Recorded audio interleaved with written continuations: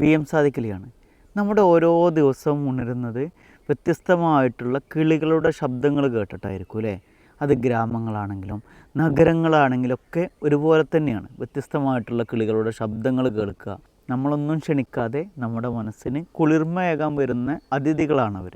നമ്മുടെ വീടുകളിലെയും അങ്ങാടികളിലെയും അതിഥികളായിരുന്ന കുരുവികൾ നാം പോലും അറിയാതെ ഇല്ലാതായി കൊണ്ടേയിരിക്കുകയാണ്. ഈ കാര്യം നിങ്ങൾക്കറിയോ?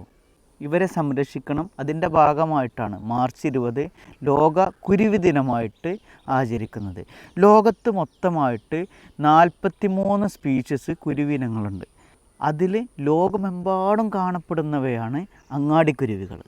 പക്ഷികളുടെ സംരക്ഷിക്കുന്ന സംഘടനയായ നേച്ചർ ഫോർ എവർ 2010 ലോക കുരുവി ദിനമായിട്ട് ആദ്യമായിട്ട് ആചരിക്കുന്നത്.